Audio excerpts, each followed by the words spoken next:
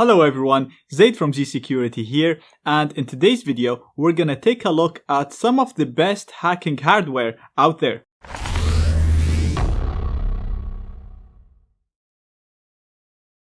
Now, before we start the video, I would like to thank you guys for hitting 200,000 subscribers. I'm really happy to see that you're enjoying my content. And as a way of saying thank you, I'm gonna host an hour live session where you can ask whatever questions you want. We can have a bit of a conversation, just have fun, talk about anything you want.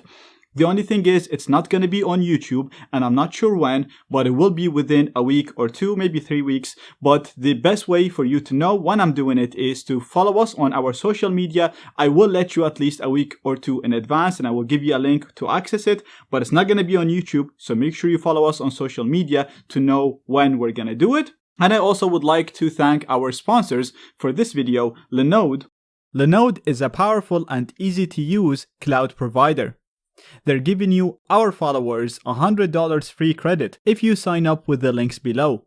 So you can use this free money to create machines on the cloud that will always be on and always connected to the internet. So you can use this to do so many things, such as hosting your own web applications, own files, and much more. I actually covered hosting your own VPN with Linode previously, and I also covered cracking WPA really quick, literally in seconds, using their powerful GPUs. The video links are in the description if you're interested, and like I said, use the link in the description to get $100 free credit with them. Thanks again Linode for sponsoring this video, and let's get started. Right, so let's get into the video and talk about the best hacking hardware out there. Now, some of these devices have been around for a while now. They weren't invented this year, but they still work perfectly and they're still very useful, and that's why we're gonna include them. So we're gonna start off with bad USB HID or keystroke injectors. These devices are simply USB devices that when connected to a computer, they register themselves as a keyboard and you pre-program them to send keystrikes very quickly. As a result, as a hacker, you can program it to download and execute malware from the internet. You can program it to run commands to send you a reverse connection. You can get it to get all the stored passwords on the computer and send them to you, get you the stored Wi-Fi password, and so much more. The coolest thing about this attack or these devices is that they simulate a keyboard. Therefore, if programmed properly, they will run completely undetectable without your antivirus even being aware that this is happening. Also, they are pretty easy to deliver to the target, especially now that you can get them embedded in USB power cables just like this one right here. So you can easily social the target by saying, can I charge my phone using this cable, or gift it to them as part of a swag, pretending to be a company that the target works with. Even the normal ones, the ones that look like a storage device like this one, they're pretty easy to deliver as well. As shown in Mr. Robot, you can simply just have them laying around the target and hope that they connect it to their computer, or again send it as a gift or as a swag, pretending to be a company that the target person works with. And I'm sure you can think of many ways to deliver or gift a power cable or a storage device to your target, or you can simply just connect it yourself when the target is not attending their computer. You can get both of these devices from our store from zsecurity.org/shop. This bad boy right here has a Wi-Fi chip, and we actually heavily modified its software or its firmware to get the most out of it. So you can fully control it over Wi-Fi using a web interface. And we added a number of ready payloads for you to use and execute with simple clicks without the need for any programming. We have payloads for Windows, Linux, and OS X, and it allows you to gain full access to these targets and extract data, steal their stored passwords, and so much more, like I said, simply with simple clicks without the need for any programming. Also, with our modified one, you can use the Wi-Fi chip to start a fake Wi-Fi network or a honeypot that will attract people to connect to it to get free internet. And once they connect, just like any other free Wi-Fi network, it'll ask them to log in using their social media. If the target logs in, it's gonna store the username and the password they used, and you will be able to easily see it again remotely over Wi-Fi using the web interface. Check out the links in the description and in the cards for more information. And guys, if you're enjoying this video, I really appreciate it if you smash that like button and subscribe if you haven't done so already. This gives me and gives YouTube feedback that you're enjoying my content, so it pushes this to more people and it also pushes me to make more videos. Next in the list, we have hardware keyloggers. So an example is this tiny device right here. And the way it works is you connect this part to the target computer and then you connect the target keyboard to this USB port in here. Then this device is going to record every single keystrike typed on that keyboard. Now, depending on the device type, the normal ones will store it in their storage, so they have an internal storage in here. The Pro versions will store it on the cloud, so you'll be able to access it from anywhere in the internet.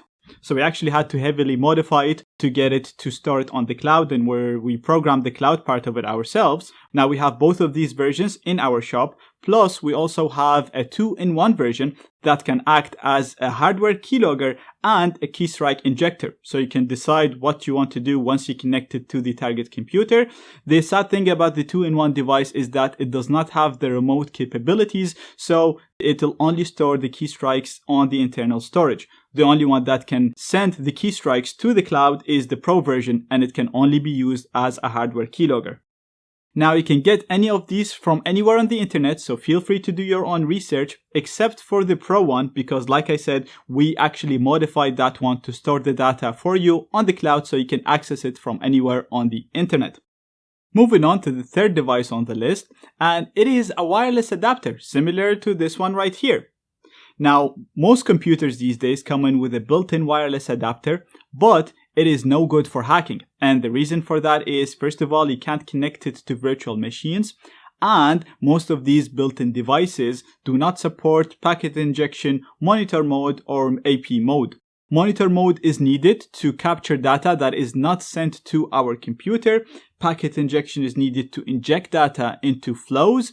And AP mode is needed if you want to start your own fake Wi-Fi network or honeypot.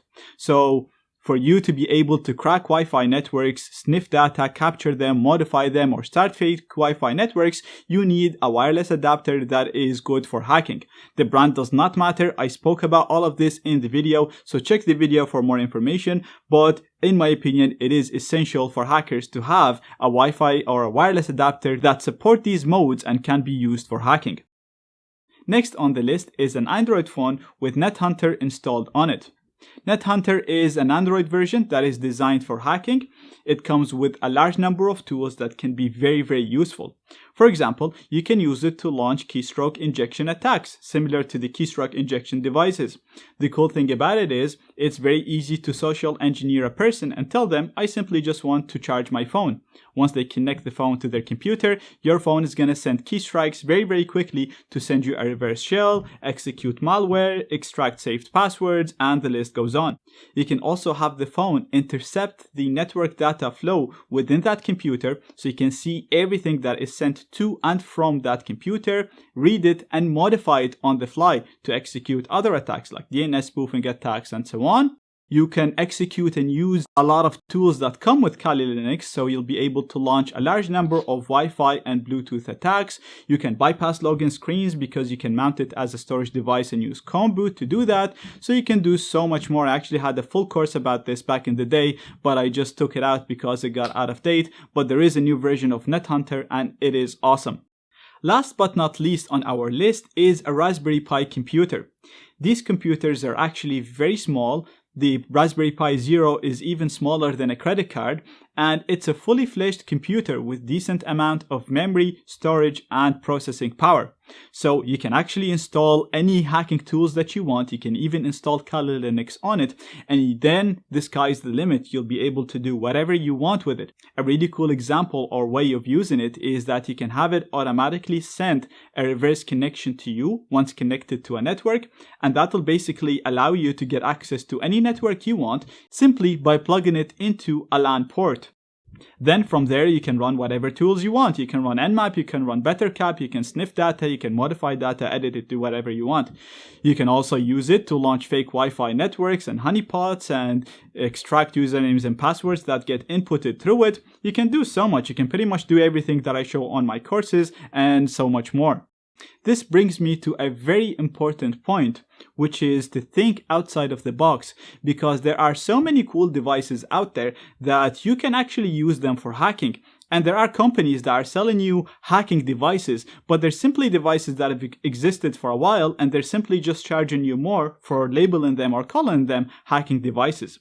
For example, you can use a simple wireless grabber or video transmitter in order to spy on a target screen, a computer screen or any kind of screen. You simply have to just plug it at the back of that screen and it'll transmit whatever that is being displayed on that screen to you, and now you have access to it. There's companies selling you this as a hacking device, but this has existed for very long. Same goes with the phone when I said an Android phone, and same goes with the Raspberry Pi. Raspberry Pi is just a computer, but when you weaponize it, when you install the tools that you need for hacking, it becomes a hacking tool. So keep your mind open and think outside of the box, and you'll see that you can use so many existing tools as hacking tools. Anyway, in my opinion, the 5 tools that I mentioned are the most essential. Obviously, there are much more hacking tools like RFID hacking tools and Bluetooth hacking tools, but I just wanted to focus on the most essential tools, in my opinion, for hackers.